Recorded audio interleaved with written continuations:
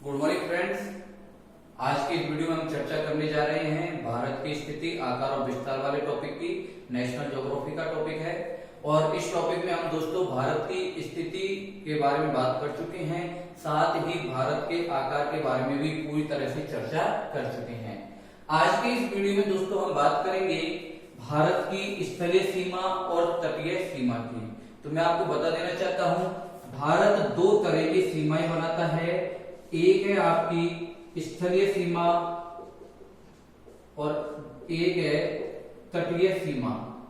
एक सीमा का नाम स्थलीय है और एक का नाम तटीय है। स्थलीय सीमा किसे कहते हैं? वह सीमा जो स्थल भाग से लगती है, स्थल भाग से लगने वाली सीमा को कहा जाता है स्थलीय सीमा, और जलीय वाले भाग से लगने वाली सीमा को कहा जाता है आपकी तटीय सीमा। क्लियर दोस्तों? अब हम अगर आज की ये वीडियो बहुत ही महत्वपूर्ण वीडियो मानी जाएगी, क्योंकि पिछली वीडियो में मैंने आपको बताया था जम्मू कश्मीर पुनर्गठन एक्ट के तहत अंतरराष्ट्रीय सीमा बनाने वाले भारत के जो राज्य है उनमें बड़ा परिवर्तन आया है। उस परिवर्तन को आज की इस वीडियो में दोस्तों हम देखेंगे। तो देखिए दोस्तों, सबसे पहले मैं बात करने जा रहा हूं भारत की स्थलीय सीमा की, और भारत की स्थलीय सीमा है 15,200 किलोमीटर। भारत की स्थलीय सीमा कितनी है? 15,200 किलोमीटर। इसके साथ दोस्तों सबसे पहले हम बात करेंगे अब स्थलीय सीमा की।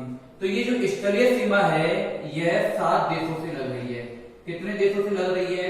7 देशों से। अब हम 7 देशों को देखते हैं, कौन कौन से हैं 7 देश। तो देखिए दोस्तों, यहां से ये आपका है पाकिस्तान, ये है आपका पाकिस्तान। इसके देखिए दोस्तों जस्ट ऊपर ये है आपका अफगानिस्तान। क्लियर? इसके बाद दोस्तों ये वाला जो पूरा हिस्सा है ये है आपका चाइना अर्थात चीन। यहां तक आपका चीन है दोस्तों, इस जगह तक। क्लियर? इसके बाद दोस्तों ये इधर कौन सा देश है? इधर है आपका बर्मा। पूर्व नाम था, वर्तमान में इसका नाम है म्यांमार। तो म्यांमार या बर्मा है यहाँ पर एक देश। और दोस्तों ये जो आपको दिख रहा है ये है आपका बांग्लादेश। ये कौन सा है? बांग्लादेश। इसके साथ देखिए दोस्तों ये ऊपर ये और एक आपका ये, तो ये तो है आपका नेपाल और ये है आपका भूटान। क्लियर? तो हम बात कर चुके हैं लगभग देखिए दोस्तों ये 7 देश हो गए, पाकिस्तान, अफगानिस्तान, चीन, नेपाल, भूटान, बांग्लादेश और बर्मा। तो भारत की जो स्थलीय सीमा है इन 7 पड़ोसी देशों से लगती है। क्लियर दोस्तों? और कितनी लग रही है? तो 15,200 किलोमीटर। अब हम बात करेंगे दोस्तों कि भारत किस देश के साथ कितनी किलोमीटर की सीमा बनाता है। तो देखिए दोस्तों, पाकिस्तान के साथ सीमा बना रहा है 3310 किलोमीटर की। क्लियर? अफगानिस्तान के साथ है 80 किलोमीटर, या आपको ऑप्शन में मिलेगा 106 किलोमीटर। चीन के साथ है दोस्तों 3917 किलोमीटर की। नेपाल के साथ दोस्तों भारत सीमा बना रहा है 1752। भूटान के साथ दोस्तों 587, म्यांमार के साथ 1458 और बांग्लादेश के साथ 4096। देखिए दोस्तों ये 7 देशों के साथ भारत की जो सीमा लग रही है वो मैंने यहाँ पर लिख दी। इसमें देखिए सबसे कम बना रहा है आपका अफगानिस्तान। अफगानिस्तान कितने बना रहा है? ओनली 80 या 106 किलोमीटर। दोनों बताऊंगा कि 80 से क्यों माना जाता है और 106 क्यों माना जाता है। और सर्वाधिक सीमा बना रहा है आपका बांग्लादेश। बांग्लादेश की देखिए दोस्तों सभी देशों की सीमाओं में सबसे ज्यादा सीमा है 4096 किलोमीटर। तो अगर आपसे पूछे सबसे कम अंतरराष्ट्रीय सीमा कौन बनाता है, तो अफगानिस्तान भारत के साथ, और सर्वाधिक सीमा बनाने वाला देश कौन सा है? आपका बांग्लादेश। क्लियर? सबसे पहले हम बात करने जा रहे हैं पाकिस्तान की। क्लियर दोस्तों? तो पाकिस्तान भारत के साथ 3310 किलोमीटर की सीमा बना रहा है और इस सीमा को रेड क्लिफ रेखा के नाम से जानते हैं। क्या कहते हैं इसे? रेड क्लिफ रेखा। रेड क्लिफ रेखा क्यों कहते हैं और इस रेखा का निर्माण कब किया गया था? तो दोस्तों जब हिंदुस्तान का दो भागों में विभाजन हुआ अर्थात हिंदुस्तान से दो नए देश भारत और पाकिस्तान का निर्माण हुआ, उस समय इन दोनों देशों के मध्य सीमाओं को लेकर कोई विवाद ना हो, इसलिए एक अंग्रेज अधिकारी है, उनका नाम है सर सिरिल रैडक्लिफ, और सर सिरिल रैडक्लिफ ने दोनों देशों के मध्य सीमा बनाई और इस रेखा को इनके नाम की पे ही हमने क्या नाम रख दिया, रैडक्लिफ नाम पड़ा। तो हम कह सकते हैं कि सर सिरिल रैडक्लिफ के द्वारा भारत और पाकिस्तान के मध्य सीमा का निर्धारण किया गया और सर सिरिल रैडक्लिफ के नाम पर इस रेखा का नाम रैडक्लिफ पड़ा। इस रेखा का जो निर्माण है 14 अगस्त 1947 को किया गया, अर्थात रैडक्लिफ जो रेखा है यह 14 अगस्त 1947 को बनाई गई। तो देखिए दोस्तों, पहले ये जो रेखा थी रैडक्लिफ रेखा भारत के 4 राज्यों से लग रही थी। बात करते हैं कौन कौन से, तो देखिए ये है दोस्तों आपका गुजरात, क्लियर। इसके जस्ट ऊपर ये है आपका राजस्थान, इसके जस्ट ऊपर है दोस्तों ये आपका पंजाब, क्लियर। इसके बाद देखिए दोस्तों, पहले दो जम्मू कश्मीर पुनर्गठन एक्ट से पहले इस संपूर्ण भाग को जम्मू कश्मीर राज्य का दर्जा था, लेकिन वर्तमान में इसे 2 केंद्र शासित प्रदेशों में विभाजित कर दिया है। तो मैंने कहा था कि रैडक्लिफ रेखा पहले भारत के 4 राज्यों से लग रही थी, एक जम्मू कश्मीर, पंजाब, राजस्थान और गुजरात। वर्तमान समय में क्या चेंज हुआ है तो उसको देखिए दोस्तों, ये देखिए यहां से लेकर ये वाला जो हिस्सा है, ये वाला जो पार्ट है दोस्तों, ये तो है JNK, ये तो है जम्मू कश्मीर, और ये जो ऊपर वाला हिस्सा है ये है दोस्तों आपका लद्दाख। ये कौन सा हिस्सा है आपका, लद्दाख। तो याद रखना कि ये तो है आपका जम्मू कश्मीर केंद्र शासित प्रदेश और ये है आपका लद्दाख। तो वर्तमान समय में जो रैडक्लिफ रेखा है यह भारत के 3 राज्यों से लग रही है। राज्य हो गए गुजरात, राजस्थान और पंजाब, क्लियर। इसके साथ में 2 केंद्र शासित प्रदेशों से लग रही है, जम्मू कश्मीर से भी लग रही है दोस्तों, ये देखिए यहाँ पर, और यहाँ पर ये थोड़ी सी आपके लद्दाख से लग रही है। तो यह बहुत बड़ा परिवर्तन हुआ है सीमाओं में। तो आगे आने वाली प्रतियोगी परीक्षाओं में बहुत ही महत्वपूर्ण क्वेश्चन यहाँ से बन सकता है। तो आप ध्यान रखना कि वर्तमान समय में पाकिस्तान से भारत के 3 राज्य और 2 केंद्र शासित प्रदेश सीमा बनाते हैं, जबकि आप जितनी भी रेफरेंस बुकों का प्रयोग कर रहे हैं उन सभी रेफरेंस बुक ये गाइडों के अंदर आपके 4 राज्य दिए हुए हैं।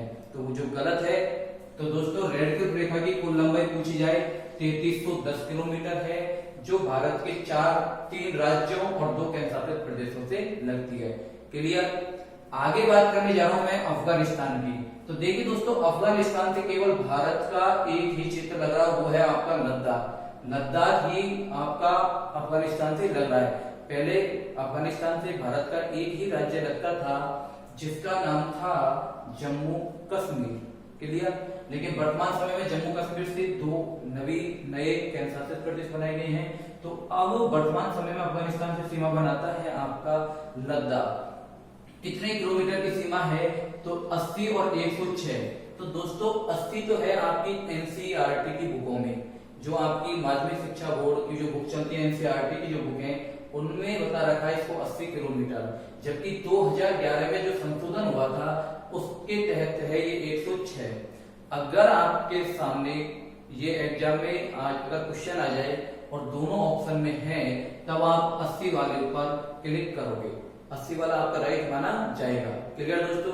वैसे होगा नहीं ऐसे कि दोनों ऑप्शन आ जाए, लेकिन फिर भी RAS IAS की जो एग्जाम होती है उनमें आ जाते हैं तो आप 80 वाले को कर सकते हैं, इसी को सही माना जाएगा। तो ये देखिए दोस्तों, ये जो रेखा है ये देखिए, अब इसके मैं बात करने जा रहा हूँ, ये वाली ये है आपका लद्दाख की। वर्तमान समय में ये जो रेखा है, ये जो अफगानिस्तान और भारत के मध्य जो है, इस रेखा को डूरंड रेखा के नाम से जानते हैं। कौन सी रेखा, डूरंड रेखा। याद रखना, भारत और पाकिस्तान के मध्य जो रेखा है उसे रैडक्लिफ कहते हैं, और भारत और अफगानिस्तान के मध्य की रेखा को डूरंड रेखा। और इस रेखा का निर्माण दोस्तों 1896 में किया गया। कब बनाई गई ये रेखा, 1896 में। अब बात करते हैं वर्तमान समय में यह रेखा भारत और अफगानिस्तान के मध्य नहीं है। क्यों? ये है अफगानिस्तान और पाकिस्तान के मध्य। कैसे?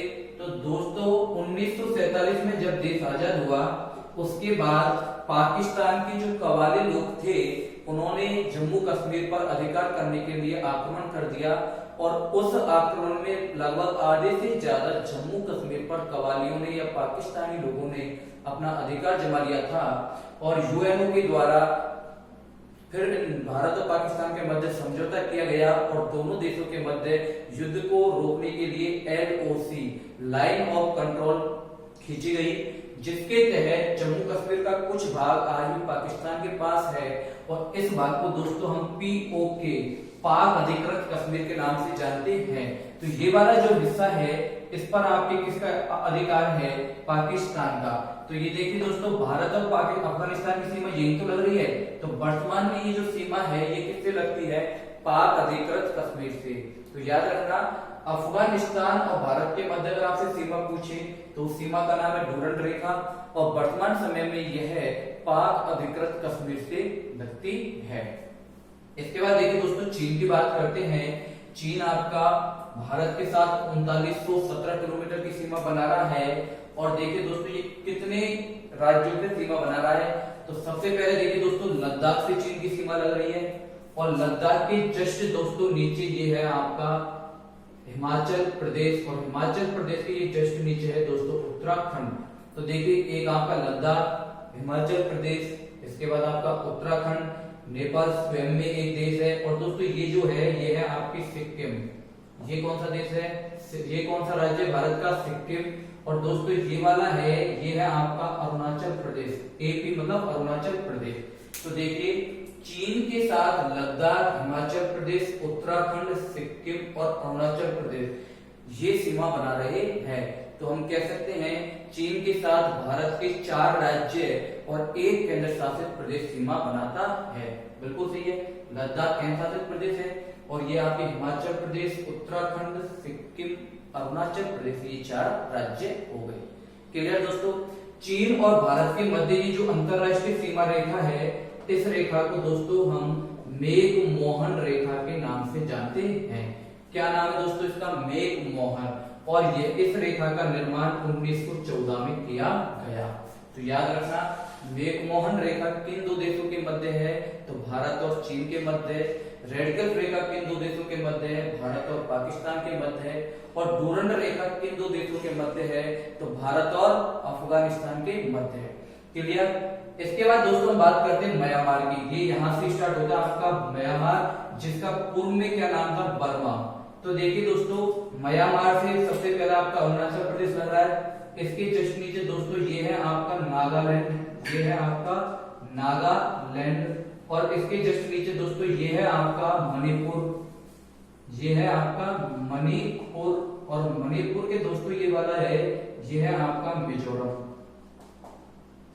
तो देखिए नागालैंड से सीमा बनाता है अरुणाचल प्रदेश, सॉरी दोस्तों म्यांमार से सीमा बना रहा है अरुणाचल प्रदेश, नागालैंड, मणिपुर और मिजोरम।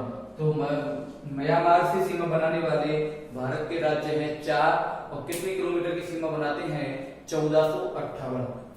इसके बाद देखिए दोस्तों सबसे पहले बात करेंगे अब बांग्लादेश के साथ सीमा बनाने वाले भारत के जिले, भारत के राज्य सॉरी।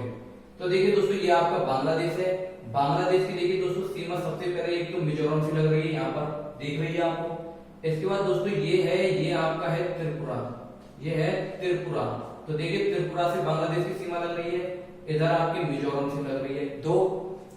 इसके बाद देखिए दोस्तों ये है ये वाला ये है आपका मेघालय, ये है मेघालय। तो मेघालय से बांग्लादेश लग रहा है कि नहीं लग रहा? लग रहा है। इसके बाद ये जो खाली दिख रहा है दोस्तों ये है आपका असम, ये है आपका असम। पूरा ये पूरा असम है दोस्तों, यहाँ तक, ये आपके यहाँ तक क्या है? असम। तो देखिए असम, मेघालय, असम, त्रिपुरा और मिजोरम 4 हो गए। इसके बाद दोस्तों ये यहाँ से लेकर ये यहाँ तक है आपका ये वेस्ट बंगाल, ये कौन सा है? पश्चिम बंगाल। तो पश्चिम बंगाल आपका इधर से सीमा बना रहा है। तो दोबारा देखिए बांग्लादेश से सबसे पहले मेघालय, मेघालय के जस्ट ऊपर ही यहाँ पर है आपका असम, ये आपका त्रिपुरा, ये आपका मिजोरम और इधर से पश्चिम बंगाल।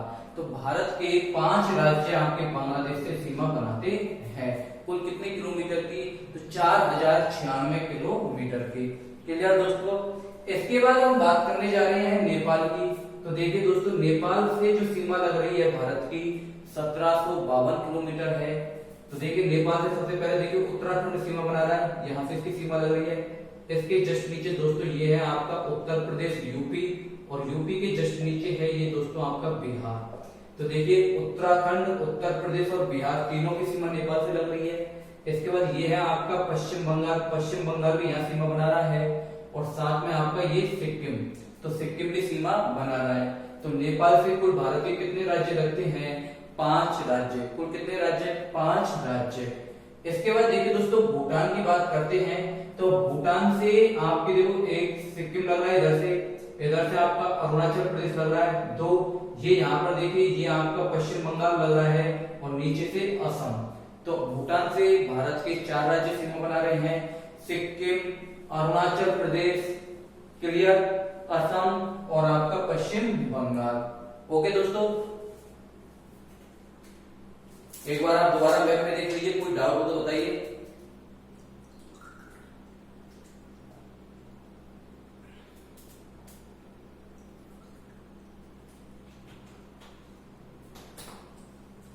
आगे बढ़ते फिर दोस्तों, आगे देखिए यहां से एक महत्वपूर्ण क्वेश्चन निकलता है दोस्तों बांग्लादेश को लेकर। क्लियर। तो बांग्लादेश और भारत के मध्य अभी 2015 में एक संविधान संशोधन के तहत एक समझौता हुआ है। तो याद रखना संविधान संशोधन था 100वां संविधान संशोधन। 100वां संविधान संशोधन किससे संबंधित है? अगर आपसे ये क्वेश्चन पूछा जाए तो याद रखना 100वां संविधान संशोधन भारत और बांग्लादेश के मध्य भूखंडों के आदान प्रदान से संबंधित है। भूखंडों के आदान प्रदान से संबंधित है। बहुत ही दोस्तों महत्वपूर्ण चीज बताने जा रहा हूं, याद रखना 100वां संविधान संशोधन कब हुआ? 2015 में पहली बार। दूसरी बात किस चीज से संबंधित है? तो भारत और बांग्लादेश के मध्य भूखंडों के आदान प्रदान से संबंधित है। LBA land boundary agreement, LBA L से लैंड बाउंड्री एग्रीमेंट से संबंधित है। और इस संविधान संशोधन के तहत भारत 111 भूखंड बांग्लादेश को देगा। तो याद रखना भारत कितने भूमि के क्षेत्र या भूमि के टुकड़े बांग्लादेश को देने वाला है? 111, और बांग्लादेश भारत को कितने देगा? 51। तो याद रखना दोस्तों ये क्वेश्चन पिछली ये 2018 में सेकंड ग्रेड आरपीएससी द्वारा जो सेकंड ग्रेड की एग्जाम ली गई उसमें पूछा गया क्वेश्चन है, साथ में ही फर्स्ट ग्रेड में भी आया हुआ क्वेश्चन है कि 100वें संविधान संशोधन के तहत भारत बांग्लादेश को कितने भूखंड देगा? तो भारत देने वाला है 111 और बांग्लादेश हमको बदले में देगा 51 भूखंड। और दोस्तों जब यह संविधान संशोधन लागू हो जाएगा, यह एग्रीमेंट समझौता लागू होगा, तब लगभग भारत का जो क्षेत्रफल है जिसकी हम पिछली वीडियो में बात कर चुके हैं, उसमें दोस्तों 500 वर्ग किलोमीटर की क्या होगी? बढ़ोतरी होगी। तो याद रखना 100वां संविधान संशोधन, और इस संविधान संशोधन के तहत भारत के 4 राज्यों की सीमाओं में परिवर्तन आएगा, क्योंकि 500 वर्ग किलोमीटर क्षेत्रफल बढ़ेगा तो कितने राज्यों की सीमाओं में परिवर्तन आएगा? 4 राज्यों की में। तो दोस्तों 4 राज्य कौन कौन से हैं? तो एक तो है आपका पश्चिम बंगाल, एक है आपका मेघालय, एक है आपका असम और एक है आपका त्रिपुरा। तो बांग्लादेश से भारत के 5 राज्य सीमा बना रहे हैं, तो उसमें आपका मिजोरम जो राज्य है इसकी सीमा में परिवर्तन नहीं आएगा। अर्थात हम कह सकते हैं कि इन 4 राज्यों से मिजोरम को छोड़कर जो अन्य जो राज्य बांग्लादेश से सीमा बना रहे हैं, इन 4 राज्यों से ही भूखंडों का आदान प्रदान किया जाएगा। क्लियर दोस्तों। अब आगे देखिए दोस्तों, अब हम बात करने जा रहे हैं तटीय सीमा की। तो ये दोस्तों ये 15,200 किलोमीटर की जो सीमा की हमने बात की, ये आपकी 15,200 किलोमीटर की जो सीमा थी, ये है आपकी स्थलीय सीमा। अब हम दोस्तों बात करने जाएंगे तटीय सीमा की। तो देखिए तटीय सीमा को प्रारंभ करने से पहले मैं आपको एक बात बता देना चाहता हूं, अगर आपसे पूछे कि भारत के कुल कितने राज्य स्थलीय सीमा बनाते हैं, तो आप गिन लीजिए दोस्तों, गुजरात 1 2 3, ये आपके 2 केंद्र शासित प्रदेश है, लद्दाख और जम्मू कश्मीर 2 केंद्र शासित प्रदेश। तो 2 केंद्र शासित प्रदेश सीमा बना रहे इसके लिए। राज्यों की बात करो, गुजरात 1, राजस्थान 2, पंजाब 3, हिमाचल प्रदेश 4, उत्तराखंड 5, उत्तर प्रदेश 6, बिहार 7, और ये था दोस्तों आपका पश्चिम बंगाल 8, सिक्किम 9, इसके बाद असम 10, मेघालय 11, अरुणाचल प्रदेश 12, ये था आपका नागालैंड 13, ठीक है, नागालैंड 13, और इसके जस्ट नीचे देखिए दोस्तों, ये था मिजोरम 14, मणिपुर 15, और ये था आपका त्रिपुरा 16। तो 16 तो भारत के राज्य हैं और साथ में 2 केंद्र शासित प्रदेश। तो भारत के कुल स्तरीय सीमा बनाने वाले जो राज्य हैं, तो 16 राज्य और 2 केंद्र शासित प्रदेश हैं। अब दोस्तों हम बात करने जा रहे हैं तटीय सीमा की। तो दोस्तों भारत की जो तटीय सीमा है ये है 6100 किलोमीटर। कितनी? 6100 किलोमीटर। यहाँ पर क्या है, इस साइड दोस्तों अरब सागर है और इधर क्या है, बंगाल की खाड़ी, अर्थात इनमें क्या भरा रहता है, जल, पानी भरा रहता है। इस कारण ये जो है ये कैसी सीमा मानी जाती है, तटीय सीमा। क्लियर? तो देखिए दोस्तों तटीय सीमा आपके पाकिस्तान यहाँ से है, इसके नीचे देखिए दोस्तों गुजरात अरब सागर से लग रहा है, इसके जस्ट नीचे दोस्तों ये है आपका महाराष्ट्र, महाराष्ट्र के जस्ट नीचे है दोस्तों गोवा, गोवा के बाद दोस्तों ये है आपका कर्नाटका, कर्नाटका के बाद ये है आपका केरल, केरल के बाद ये है आपका तमिलनाडु, तमिलनाडु के बाद दोस्तों ये है आपका आंध्र प्रदेश, और आंध्र प्रदेश के बाद दोस्तों ये है आपका उड़ीसा, और उड़ीसा के बाद ये है आपका वेस्ट बंगाल। तो भारत के तटीय सीमा बनाने वाले राज्य हैं 9, गुजरात 1, महाराष्ट्र 2, गोवा 3, कर्नाटक 4, केरल 5, तमिलनाडु 6, आंध्र प्रदेश 7, उड़ीसा 8 और पश्चिम बंगाल 9। क्लियर दोस्तों? तो हम कह सकते हैं भारत की कुल तटीय सीमा है जो है 6100 किलोमीटर, और कितने राज्यों से लग रही है, 9 राज्यों से। ठीक है दोस्तों, सर्वाधिक जो सीमा है ये बनाता है आपका गुजरात और न्यूनतम बनाता है आपका गोवा। सर्वाधिक तटीय सीमा भारत का कौन सा राज्य बनाता है, गुजरात, और न्यूनतम तटीय सीमा बनाता है आपका गोवा। क्लियर? इसके बाद दोस्तों अगर आपसे पूछा जाए कि कुल तटीय सीमा बनाने वाले भारत के राज्य कितने हैं, तो 9, और अगर आपसे पूछा जाए केवल तटीय सीमा बनाने वाले भारत के राज्य, तो केवल पूछेगा तो आपका आंसर होगा 7। क्यों? अभी हमने कुछ समय पहले पढ़ा था कि गुजरात स्थलीय सीमा भी बना रहा है और पश्चिम बंगाल स्थलीय सीमा भी बना रहा है। तो ये क्वेश्चन पूछ रहे केवल तटीय सीमा बनाने वाले भारत के राज्य। तो गुजरात और पश्चिम बंगाल भारत के 2 ऐसे राज्य हैं जो तटीय सीमा भी बनाते हैं और स्थलीय सीमा भी। इस कारण केवल तटीय सीमा बनाने वाले भारत के राज्य हैं 7 और कुल तटीय सीमा बनाने वाले में 9। क्लियर दोस्तों? इसके बाद दोस्तों तटों को किस नाम से जानते हैं, तो देखिए गुजरात का ये जो तट है इस तट को दोस्तों हम कहते हैं काठियावाड़ तट। क्या नाम है इसका? काठियावाड़ तट। महाराष्ट्र का ये जो तटीय भाग है इसको दोस्तों हम कहते हैं कोंकण तट। कोंकण तट। गोवा और कर्नाटक के मध्य का ये जो तटीय भाग है इसे दोस्तों कन्नड़ तट। क्या नाम देते हैं? कन्नड़। और केरल के समीप वाला ये जो तटीय भाग है इसे दोस्तों हम मालाबार तट के नाम से जानते हैं।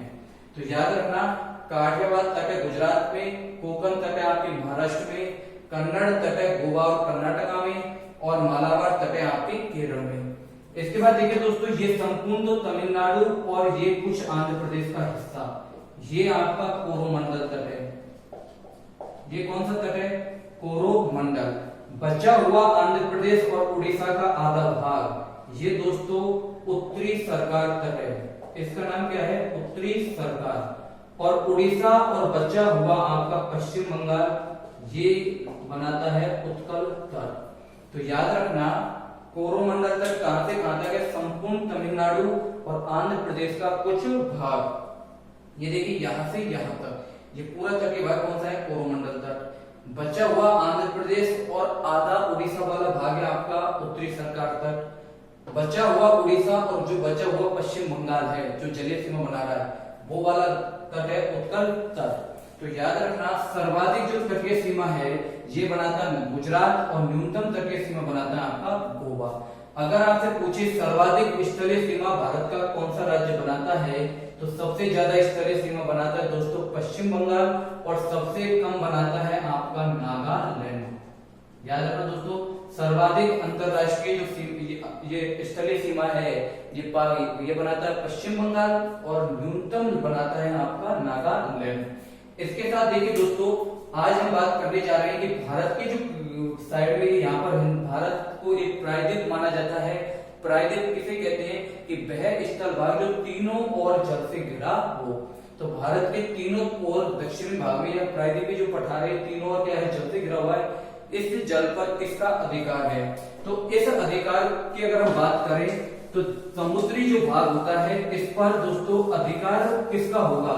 इसके लिए दोस्तों 1982 में एक समझौता हुआ, और उस समझौता का नाम है दोस्तों अनक्लोज समझौता। अनक्लोज समझौता, united nation convention on the law of sea. Hindi में अगर मैं बात करूं, समुद्री जल पर संयुक्त राष्ट्र संधि। ये दोस्तों एक समझौता हुआ था। कब हुआ ये समझौता? 1982 में। और इस समझौते के तहत प्रत्येक देश की 3 समुद्री सीमाएं निर्धारित की गई। कैसे देखिए दोस्तों, ये जैसे आपका भारत है, क्लियर, भारत का यहाँ पर चलिए भाग है। तो देखिए दोस्तों, पहले ये टेढ़ा मेढ़ा भाग है। सबसे पहले तो इसको लिए एक आधार रेखा खींच दी, ये एक आधार रेखा बना दी बिल्कुल सीधी, और यहां से देखिए दोस्तों 3 सीमाएं बनाई गई। सबसे पहली है आपकी प्रादेशिक सीमा, क्लियर। दूसरी है संलग्न या अविच्छिन्न सीमा, और तीसरी है आर्थिक अनन्य क्षेत्र। देखिए दोस्तों, तीनों की बात करेंगे। सबसे पहले प्रादेशिक सीमा है दोस्तों 12 नॉटिकल मील, क्लियर। ये है आपकी 24 नॉटिकल मील, और ये है दोस्तों आपकी 200 नॉटिकल मील। क्या है ये? तो आपको मैं बता देना चाहता हूं कि जल विभाग में जब लंबाई नापी जाती है तो वो नॉटिकल मील में नापी जाती है। समुद्रों में जो लंबाई नापते हैं वो किसमें नापते हैं? नॉटिकल मील में। तो अब बात करने जा रहे हैं प्रादेशिक सीमा की। तो इस आधार रेखा से 12 नॉटिकल मील तक, क्लियर दोस्तों, 12 नॉटिकल मील तक कौन सी सीमा है? प्रादेशिक सीमा। इसका क्या महत्व है? तो जो अधिकार भारत को अपनी इस मुख्य भूमि पर हैं, वो संपूर्ण अधिकार भारत को इस आधार रेखा से 12 नॉटिकल मील में प्राप्त है, क्लियर। इसके बाद आधार रेखा से 24 नॉटिकल मील, इस सीमा को दोस्तों बोलते हैं हम संलग्न या अविच्छिन्न सीमा। इसमें भारत को क्या अधिकार प्राप्त है? तो इसमें भारत को 3 अधिकार प्राप्त है। इस भाग की भारत क्या करवा सकता? साफ सफाई करवाएगा, कोई कर लगा सकता है, या वित्तीय अधिकार है। कहने का मतलब अगर किसी दूसरे देश का जहाज इस सीमा के अंदर अगर वो प्रवेश कर गया तो उसे टैक्स देना ही होगा, उसे माफ नहीं किया जाएगा। अगर इस सीमा के वो इधर से ही लौट जाता है तो उससे कोई टैक्स नहीं लिया जाएगा, और एक बार इस सीमा में प्रवेश कर गया तो उसे टैक्स देना ही होगा। अतः भारत को सारे जो पैसे प्राप्त करने के अधिकार है वो यहाँ पर है, क्लियर।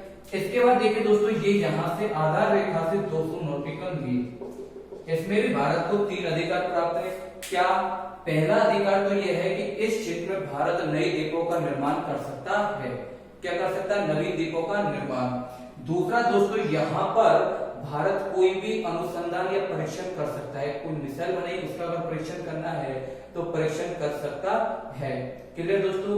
तीसरी बात, आप जानते हो समुद्रों में भारी मात्रा में तेल गैसें पाई जाती हैं, तो इस वाले क्षेत्र में से भारत संसाधनों का दोहन कर सकता है।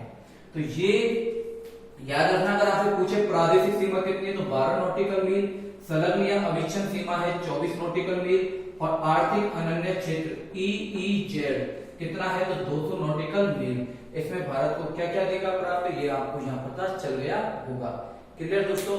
आज हम बात कर चुके हैं भारत की स्थलीय सीमा और तटीय सीमा के बारे में।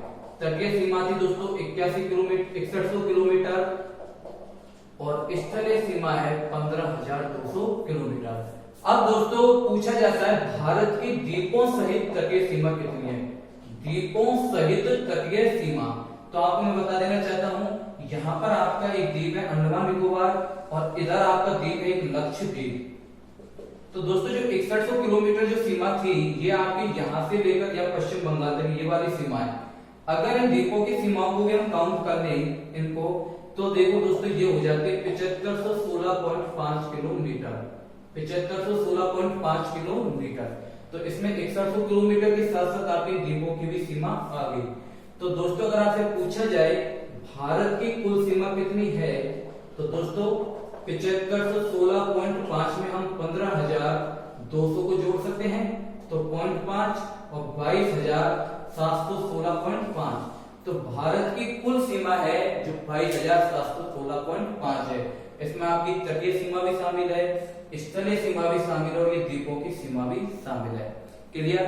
इसके बाद दोस्तों आपसे अगर पूछे कि कर्क रेखा भारत के कितने राज्यों से गुजर रही है, तो दोस्तों कर्क रेखा की हम पहली वीडियो में बात कर चुके हैं। तो कर्क रेखा भारत के 8 राज्यों से गुजर रही है। दोस्तों मैं आपको डायरेक्ट उनके नाम बता देता हूं, कौन से 8 राज्य हैं। तो देखिए गुजरात, आपका राजस्थान, तीसरा है मध्य प्रदेश, इसके बाद दोस्तों छत्तीसगढ़, छत्तीसगढ़ के बाद है झारखंड, झारखंड के बाद है पश्चिम बंगाल, पश्चिम बंगाल के बाद है आपका मणिपुर, त्रिपुरा, और त्रिपुरा के बाद है दोस्तों मिजोरम। तो ये 8 राज्यों से आपकी कर्क रेखा गुजरती है। सर्वाधिक लंबाई अगर कर्क रेखा की पूछे तो आपके मध्य प्रदेश में है। मध्य प्रदेश में कर्क रेखा की क्या है? सर्वाधिक लंबाई। इसके बाद दोस्तों झारखंड की राजधानी है रांची, ये रांची है जो कर्क रेखा पर स्थित है। अगर आपसे पूछे भारत के किस राज्य की राजधानी कर्क रेखा पर स्थित है, तो रांची की, जबकि मध्य प्रदेश की राजधानी भोपाल और गुजरात की राजधानी गांधीनगर ये कर्क रेखा के सबसे नजदीक स्थित राजधानियां हैं। तो याद रखना गांधीनगर और भोपाल कर्क रेखा के नजदीक स्थित राजधानियां हैं, जबकि झारखंड कर्क रेखा पर, झारखंड की जो राजधानी है रांची की कर्क रेखा पर स्थित है। तो कर्क रेखा भारत के दोस्तों 8 राज्यों से गुजरती है।